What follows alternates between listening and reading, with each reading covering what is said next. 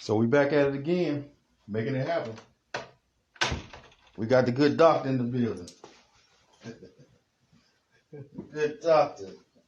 Man, we really appreciate you coming and checking us out tonight. We thank you for tuning in. So we're going to get right into it.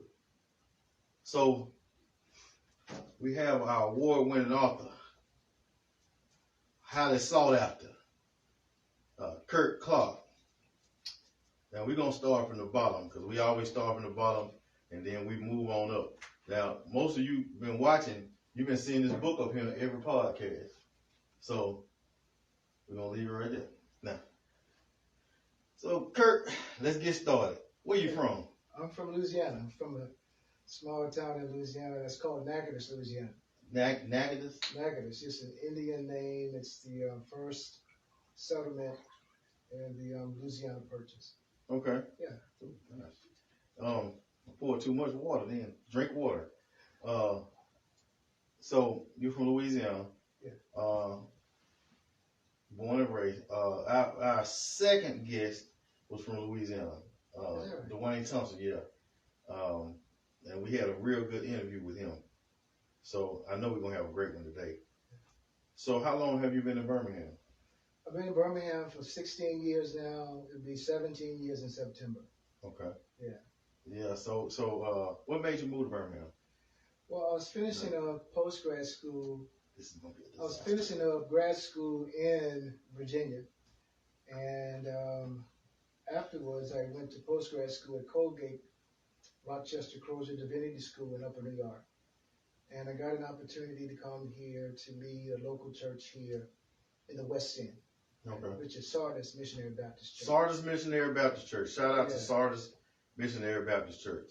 Yeah. I had a friend that was a minister of music named Abdul Faris at one time. This is way before you got, he's one of my best friends when I was growing up. I hadn't seen him in a long time, but we want to shout Sardis out. So now you pastor the church. I know it wasn't easy, I'm sure. Right. You know, starting out. Right. It had to warm up to you because you're not from here. That's right. So tell me something about Sardis. Like, give me some of the history on Sardis. Well, Sardis is an absolutely phenomenal place to visit and to worship and to be a part of our worshiping community. The style and the feel of service is what we are used to as a member of our community. It's like warm and welcoming. I tell people all the time, if you come one time, it's like good soul food, you'll come back.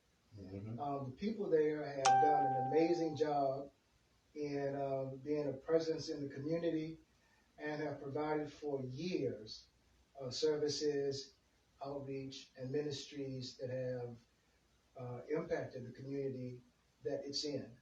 Like I said, it's in the Bush Hills community in the West End, right behind a place called JB House of Styles. House of Fashion, House of Styles. That place. But it's an amazing church. Well-known JB, yeah. Yeah, it's an amazing church, amazing people, and I have had the time of my life in ministry as the lead pastor there. Okay. Yeah. So you leading this church, you come in and you have to make changes, I'm sure. It's been some great changes because we ain't heard nothing bad about it. Good.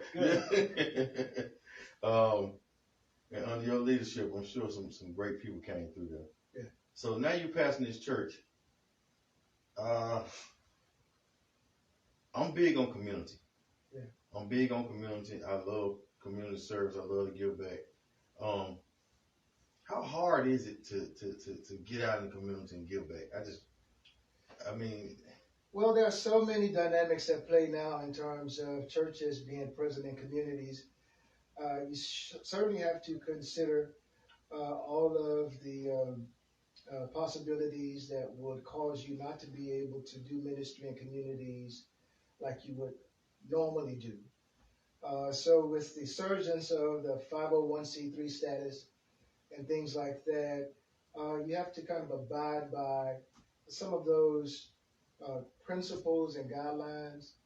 But I always say that the most meaningful ministry that any member of any congregation can do is the ministry that is not planned It is impromptu. It meets the person where he or she is in response to their existing need.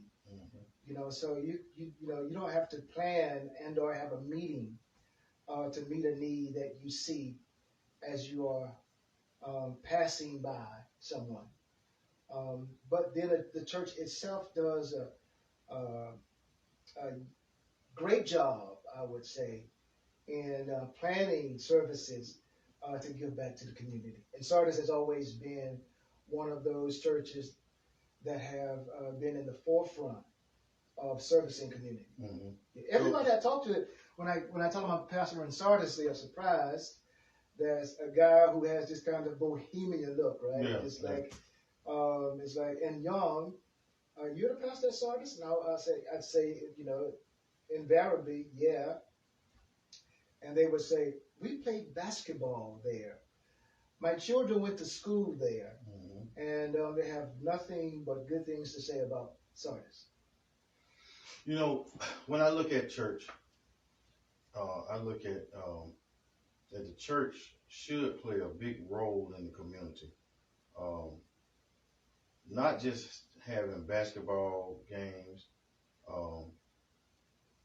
just for the children that's in that church. Right. Not just having little hot dog giveaway for the people that's in that church. But when you say get to know your neighbor and everybody stand up and get to know their neighbor, well, what about the neighbor that's next door to the church? What about the neighbor that's down the street? What about the neighbor that's across the street? And when these older people die off or just get sick, the church should know this because that's your neighbor. You know what I'm saying? So for Sardis to give back and to do what they're doing, that's a good job. Like I said, we hadn't heard nothing bad about it. Yeah, well, that's good. Since you've been there, so hey, that's a plus. I came to Sardis on the heels of a split. Okay. And I heard about split. We went through some very difficult times because there were ruptured relationships between long-standing friends and families and acquaintances. So for a long period of my pastorate there, the initial years, I'm doing the best I can to occupy and exist as a kind of therapist. Just helping people to navigate respectfully the hurt, the pain. Anytime there's a church split, it's a traumatic event. So I've had to be there to teach them how to, acknowledge the pain of others and how to respectfully assist people in navigating that difficult space. Has that been hard? Oh, it's always hard. I mean, because you have to put yourself in a place of vulnerability, right? So that you can understand that one of the things that hastens or that speeds up the recovery process is being unpretentious. You have to just be honest with people and say, I know you're hurt, and I expect for you at times to express that pain. But when you express it and you assist people in rightfully identifying it and help them with ways of navigating that, they'll come to love you. Yeah. But the main thing to me in church family, and if you're sitting down talking to church family, the main thing to me is respect. Because a lot of church family doesn't respect. They don't respect the other church members. They don't respect the younger people. And they do a lot of things that they're not supposed to do in the church. And I'm not talking about outside. I'm talking about like in the church. Like if I'm sitting here as a person that's just coming to the church, right? And this is my first time at church. And you come in, scoot up. Sure. My mama used to sit here. That's not right. That's not. So if somebody like you sit them down and you're talking to them, you're not scared to talk to them, you're not scared to tell them, hey, you're wrong, then that's where a lot of the healing, a lot of stuff just begins because, man, it runs people off. It does. And I can say, fortunately, I have not had that kind of element of response to visitors. One thing about Sardis is that for whatever reason, God is to be credited, They have a warm and welcoming Good. spirit about themselves. The vibe is, listen, everybody respects everybody. Mm-hmm. And we understand that we have just, on Sundays, we have just gotten through a very difficult week. Yeah. And on Sundays is where we have respite, where we rest, Mm-hmm. where we reflect on God's goodness, and we spend an hour and 15 minutes. Our services are in and out. We spend an hour and 15 minutes in reverencing God. And you reverence God by understanding and acknowledging Him in everybody. Right? So a lot of times people want to engage in this being that is in the sky. Mm-hmm. But God indwells all of us. Mm-hmm. So you have to identify God as He is manifested in Q, in Q's ability to be a great barber. Mm-hmm. You know, all of that stuff is a gift God gives as a gracious God. Yeah. Right? Were you there during COVID? Oh, yeah. How hard was it for your church, COVID? Yeah, it was hard. It was hard in every aspect of it. But we had a team of people, young people, who were just absolutely determined to ensure that the community of worshipers did not go without worship on Sunday. I mean, we had a difficult time with setting up technological systems, Mm-hmm. but we made it through. And in a real sense, COVID made all of us what a colleague of mine calls digital disciples. Right? Yeah, it changed everything. Yeah, it did. I know my pastor and his wife, Pastor Dr. Thomas Wilder and Mrs. Wilder, they created a way. So they had, it was Dr. Wilder, Miss Wilder, and I think Miss Lucas, and I think one or two more people. Mm-hmm. So they had service, right? But they did it online. Yeah. And it just seemed like God made us create another way. Yeah. You know, and we created different ways to make it. Yeah. Not only that, with the restaurants was closing down. People who was working in the restaurants couldn't work. So now people started, okay, I can cook. Yeah. And that's where, because it was a lot of food trucks that came out of this, a lot of restaurants, a lot of businesses. Absolutely. You know, so it was a loss and a win, kind of. Yeah, it was. Yeah. We lost the intimacy of just being around people. But then you gain in the sense of discovering the industry of people. Mm-hmm. People are industrious, and sometimes extreme circumstances call for extreme measures. So people start having food trucks. Yeah. People start coming up with unique ways by which they could make it. Yeah. Yeah. And I think people did a real good job. You know, for the most part, they did a real good job of creating other ways and other avenues to make money. Yeah. You know, but you know, we survivors. That's what we are. Listen, they think that this new term, content creators, is something that is birthed in the age of social media. Man, people of color have been creating since their inception. Yeah. In this country. Yeah. We created. We made work. We made things in ways that just defied other people's expectation. We've always been creators. When they threw the scraps out, we made chitlins, right? Chitlins and took the rutabagas and all that stuff. Absolutely. Yeah, we done made some stuff out of some food. Now they use it as a delicacy. That's right. You know, so that's right. So let me ask you this: as a now you look militant, right? So how did they accept that? Well, when I first came here, I was like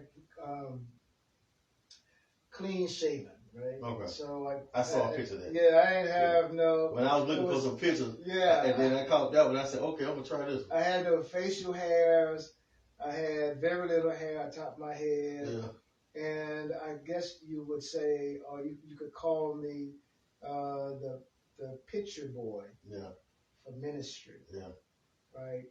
And I was okay with that. That's who I was at that time. Because your hair wasn't even that long when I first started cutting hair. That's right, man. It was probably a little longer than yours. Yeah. Yeah. And all of us, we don't stay where we are in life. Yeah. Life is a progressive morphing, and I don't want to say this in a bad way. It's a progressive kind of maturing cycle. We always say, I used to do this, and or I used to do that, but then, life itself presents us with decisions whereby we have to change. Yeah.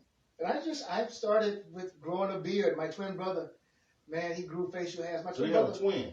I had a twin brother. Okay. I lost him a little bit over 2 years ago. Okay. And he was two minutes my big brother. Okay. But man, he was everything to me. Yeah. He started growing a beard. I started growing a beard. He started doing the little kinky hair. Yeah. I started doing it. And before long, I realized that my hair started to lock. Yeah. It started to freeform. Yeah. And then I said, I'm going to try locks. Yeah, because when we was at the door, you did something, your hair flipped. And I was like, I thought about it, I was like, wait a minute, where all this come from? Yeah. Man, how many siblings do you have? I have one little brother. Okay. He's 15 years younger than I am. Okay.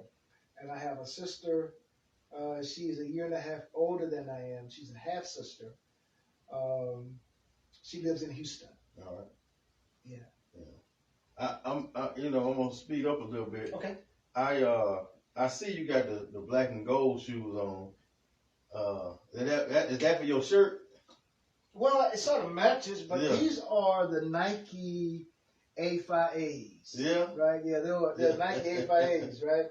So I got them because of my fraternity, the oldest and the coldest. So the oldest and the coldest. Yeah. A5A. I was with Dr. Cornell West. Not too long ago, when he came to Dr. Martin Luther King's birthday, and the Alphas, they did a lot of things, and I thought it was real nice. But when I went down to the Alpha House, that was real nice. Yeah. That was real nice. And they had a panel of young men they gave scholarships to, and awesome. And he was really a really nice man.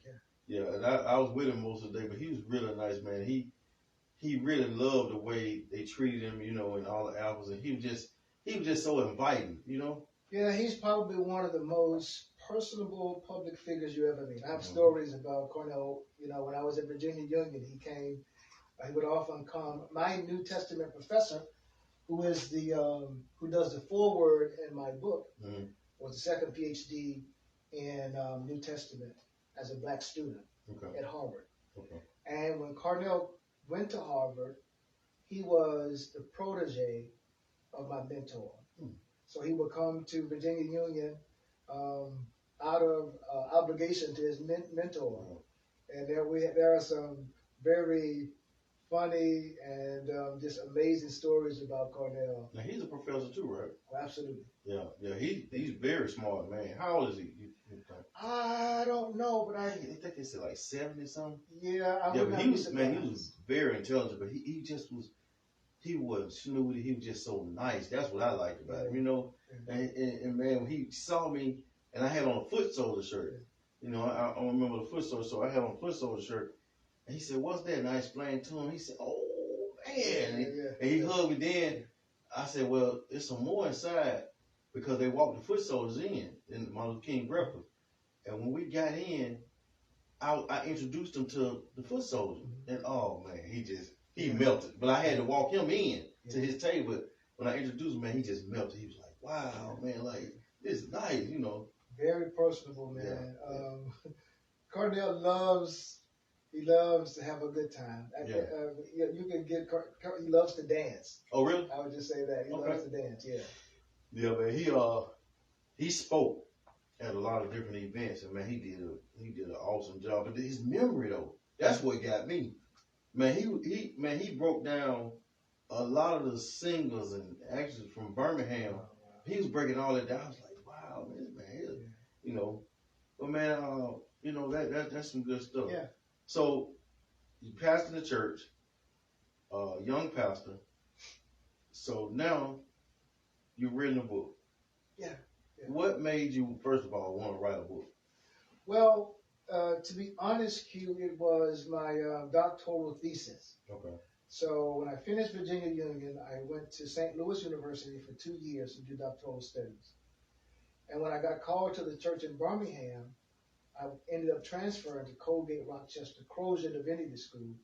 By the way, that's where Martin King went for his master's degree before going off to Boston. Okay. I went to Colgate in Upper New York, Rochester, and I developed my doctoral thesis into Invisible Institution and Empire, a culture of resistance in America. And the book has done, really well. I'm very proud of it. I don't say it because I wrote it. I say it because I wrote the crap out of this book. Yeah. You know, it's a great book. It's done pretty good in the academy in terms of a resource for research. But about 6 months ago, I had this idea that I would order copies myself and put them into the hands of people whose feet are on the ground. And I've gotten, rave responses, and, people love to read. Yeah. Yeah. You know, I love to read, but I'm not a reader. Okay. The way I move, like right now, I'm just move. Yeah. But I do want to read because I looked in, I saw some things. I'm like, okay, I'm gonna check it out. So, all right, so now we're gonna get into this for a little bit because what we're gonna do is we're gonna have a few sessions with Dr. Kurt. So, Invisible Institution and Empire, a culture of resistance in America. Tell us a little bit about this book, if you can. Well, the book is about ways in which the black community and the black church, for me, there is no disconnect between the black community and the black church. Okay. The black church is the spiritual face of the black community.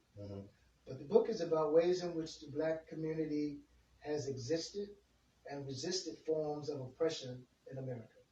Oppression of all and various sorts. It's a good book. It talks about how we exist as a sub-community within the context of America as a dominating empire, as a slave-holding empire, as a white supremacist empire. We talk about in this book, I talk about in this book how for the longest and until this day, we know how to exist in an empire that is anti-black. So, I mean, but they would say to us growing up, you ain't gonna be like, don't try to be like them. Be like you. Be like you. The old Baptist preacher says in Memphis, Tennessee, he says, be who you is. Because if you is who you ain't, then you ain't who you is. So you have no other alternative but to be who you are. And black people across this world, across this globe, are admired and envied for their beauty, for their brilliance, for their smarts, for their abilities. And I say it again, we are the envy of the world. Yeah. I was talking to somebody, and he told me the other day, he said, man, when you go to places like, just say Alaska, Kansas, just like deep places, Iowa. And he said, boy, we like truck drivers. He's like, man, he said, man, they love us. But we don't love us. That's what we gotta learn. We gotta learn how to love us. We gotta learn how to love ourselves too. We can love black people, but we gotta learn how to love ourselves. See, a lot of us, we don't love ourselves. And that's where the problem comes in. I talk about that in my book. I talk about dynamics that are at play in our community that lead to our destruction as opposed to leading to our enhancement, our development. I talk about us responding to the wrong force, right? But there was a guy's name was Manny Marable, probably the foremost leading sociologist in the country. He was at Lincoln University. He died about 5 years now. But he says, what we do is a response to the world that is systemically wired to get us off of our perch, if you will, a perch of respect, a perch of productivity. And so I was listening to, I went to see T.I., the symphony, and he sang this song, Just Doing My Job, right? Yeah. He said, now you're mad at me, but you've thrown me in a world that has no other recourse. And so when I engage in that, you want to get upset, angry with me. It's almost as if we're saying we're playing the hand that we have been dealt. Yeah. But there are ways in which we can use that energy to be of a more benefit to our community, as opposed to being a destructive presence in our community. Man, I feel like if we only knew who we were, right, and knowing who you are, not word are, knowing who you are, that takes some studying, right? So you got to get out and learn who you are. Some people have forgotten who they are.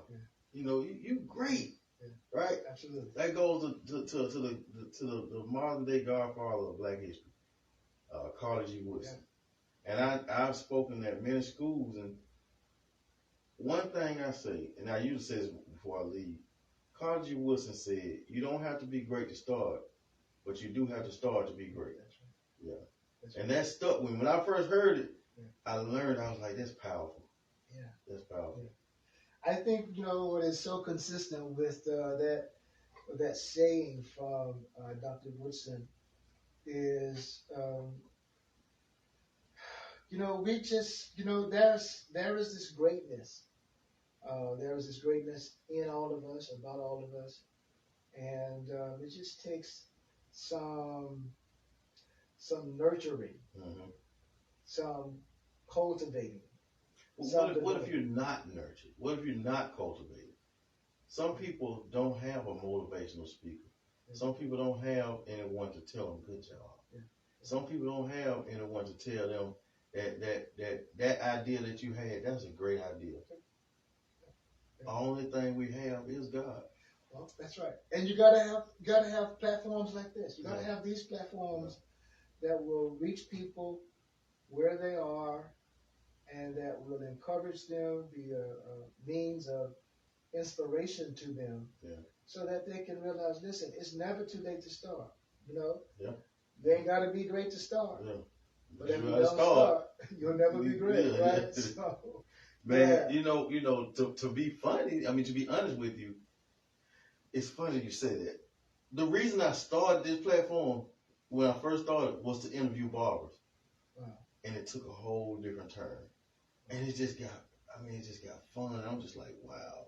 God gave me this idea to do this because I didn't know about podcast. But and then when I started looking, I was like, it's just what I do anyway. Well, the barber is a community center for the community, if you will. And you go to my brother used to tell me, man, you can go to the barber shop and get anything you need, including a kidney. So, we gotta be careful now. People doing that for real. They killing folks, taking the kidneys and organs. You like, that's right. It's up there. That's crazy. That's crazy. Jackson, Mississippi. Atlanta. Birmingham. Shoot, some have this. But tell us some more about the book, man. So it's not so Colgate is like a top tier school, and it's known for the rigor of their DMin program. And a lot of people would shy away from it because of the reputation of they always say we've never given an honorary degree and we never will. But that did not dissuade or deter me. I went because I wanted to go through the process of earning my doctorate of ministry. And so the book talks about, I do a chapter on the Nation of Islam and Rastafarianism as alternative communities within the context of America as empire. And I talk about ways in which members of both of those communities were part of those communities because they chose them as opposed to choosing a community that was anti-Black American. Mm-hmm. So you have people like the great Malcolm of the world, and then you have people like Haile Selassie, and with, of course, he was Ethiopian emperor. But those communities said, no, our way of doing community is better than your way of trying to destroy our community. One of my good friends, he was my first podcast when I first started back. Clarence Muhammad. That's my guy. We meet for breakfast periodically. Man, listen.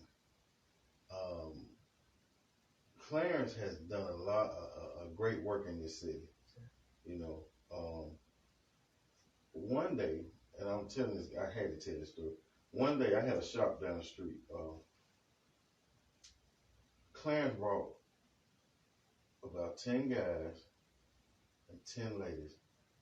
And he brought he was over the agriculture for the Nation of Islam, Brother Muhammad.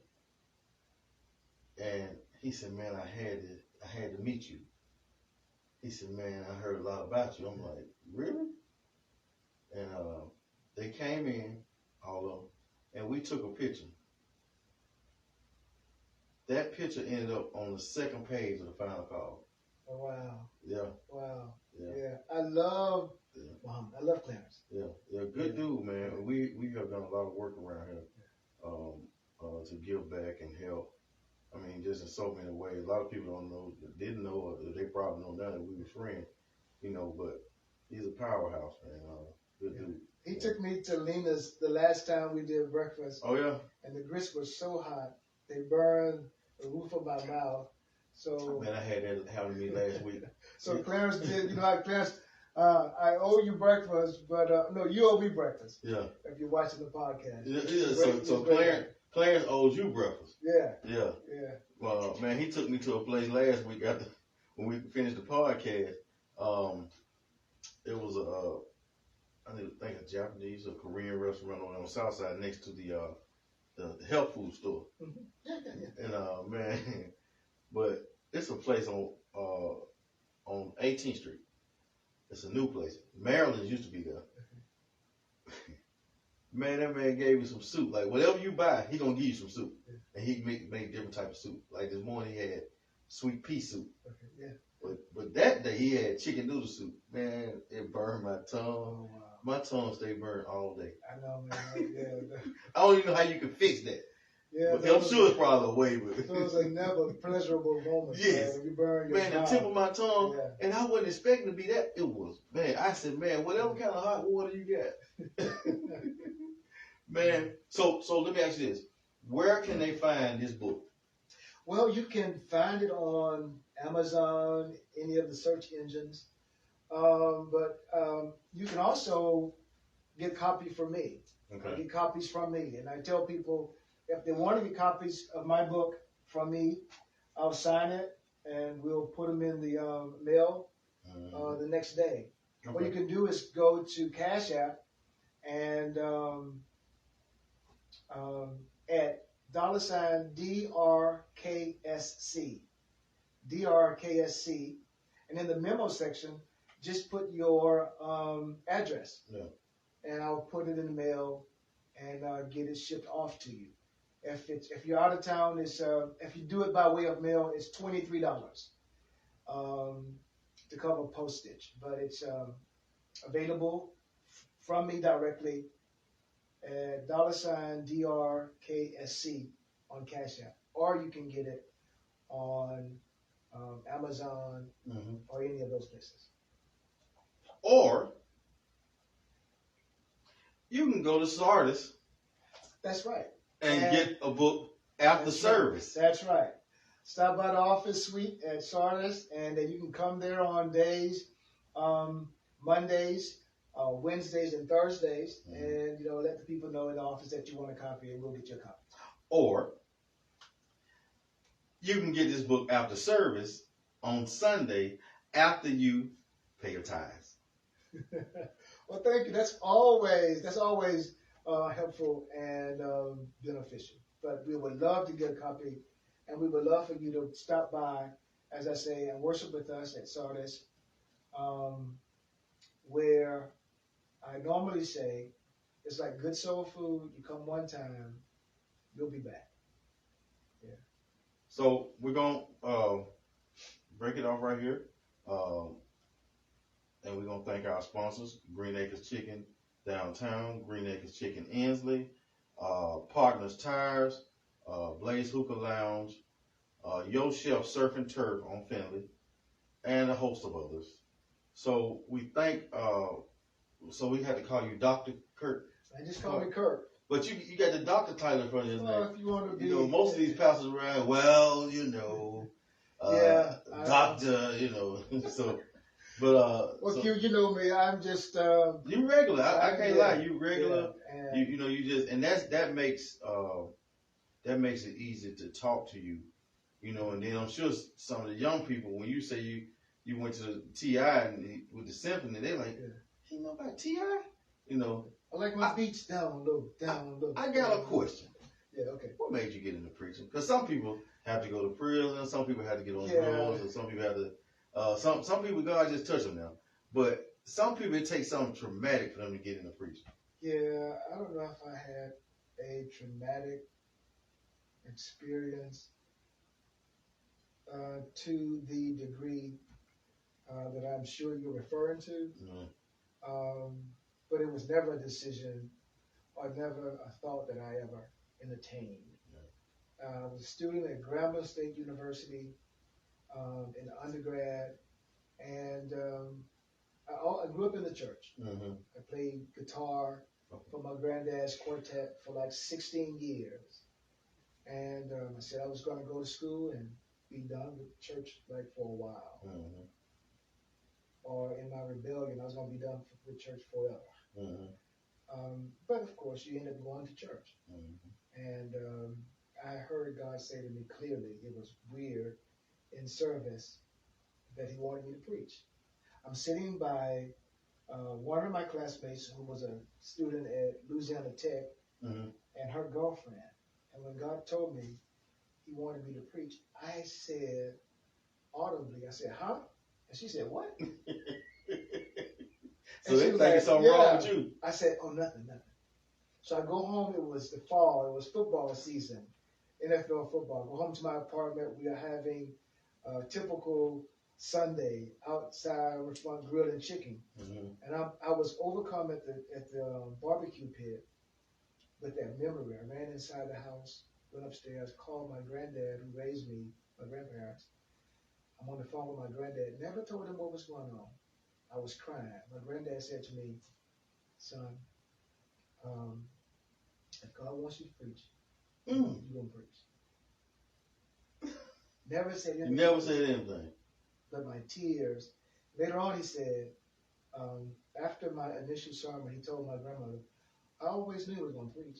She said to him, my grandmother said to him, why didn't you tell him? He said, because I wanted God to call him, not me. The saying is, called by man, not by God. That's right. Yeah, like, no, ain't nobody called you. Yeah. But it's been like, it's been like when I accepted that, it was like the weight of the world was lifted off of my shoulders. My last thing, if you had to give advice to a young person, to a middle-aged person, to an older person, if you had to give advice, maybe to a younger you, what advice would you give? Oh, wow. I hate to use this, but maybe it's the only way I can say it. I think it was Shakespeare who said, to thine self. Be true. Be true. Yeah. To thy own self. Yeah. Be true. Yeah. And it's nothing, you don't want to, You don't want to live your life based upon what other people desire for you. Somebody said it this way. I think it's the best way. Don't die a carbon copy when you were born an original. And be yourself, because everyone else is already taken. So I would tell a younger version of myself, to thine own self, be true. No, when I was younger, people made it seem like it was so hard to be saved, like to get saved, brother. And I heard some people say, well, you need to get your life right with Christ and be saved. And they walk off. And they tell their friend, girl, I told him he need to get his life right with Christ and be saved. But they don't tell you, number one, the steps or how easy it is to be saved. Number two, they don't invite you to church. Right? So now you stand there looking confused, like, what's he talking about? Or what he talking about? This messed up my whole little moment. Yeah. I remember there was a man, his name was Solid. And he was a little old, dark-skinned man. Bent over his cane. Them dudes got there playing basketball. I'm from Cottageville, so they had basketball go on the pole. And they got there playing basketball. And that little old man, this was when we still had respect. That little old man walk in the middle of all them big old dudes. He said, how y'all doing? Do y'all know Jesus? That's right. And they'll stop playing basketball and he'll have a 10, 15-minute conversation with them about Jesus. And they stood there and they listened to him with respect. They kind of talk back and forth like, yes, sir, and they have a good conversation. And I was little, and I'm just noticing this. You can't do that now, but, if you got some morals, or if you're a man or a woman about yourself, you can do it, Knowing Jesus is being introduced to a better version of yourself. Yeah. So when that old man told them to, or asked them if they knew Jesus, the knowledge of Jesus is being introduced to a better version of yourself. Right? I mean, a lot of us, have these elevated assessments of who we are. Those assessments can become reality when you are introduced to Jesus. Yeah. We are the best. It's not so hard, and you got to be a warrior out here fighting. No. I talk about in my book this. I talk about there is this. We are made in the image of God, and it means that all of us bear the imprint of our Creator. So you're already there, or you're just to say it this way, you're halfway. So all you need to do now is be reintroduced to who you are by having this knowledge of Jesus as the Son of God. He presents to Q a better Q. He presents to Kurt a better Kurt. Yeah. We live in a self-made world now. Everybody to look at what they've done. It seems to be the way to go. It's a microwave world too. Everybody wants fast. Yep. But when you realize that what you have, God gave you. Who you are, God made you. Where you are, God brought you. Take your time, be patient. And what you know, God is the teacher. He taught you. Don't be scared to step out on faith.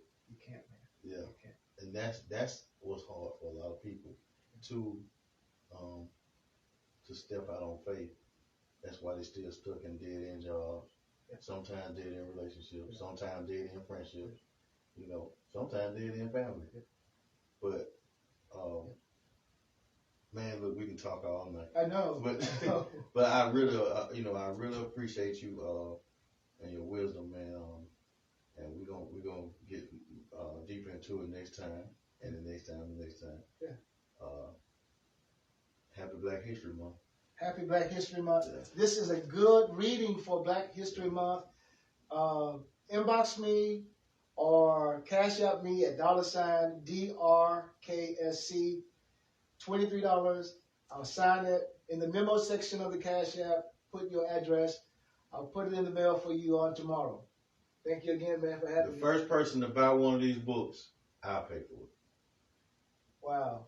You call him, or however you get in touch with him. If you go to the church, I'll pay for it. So you get the book, it's on me. So he got to get the money from me, which I'll probably get through a haircut. All right. Sounds good. I need one too.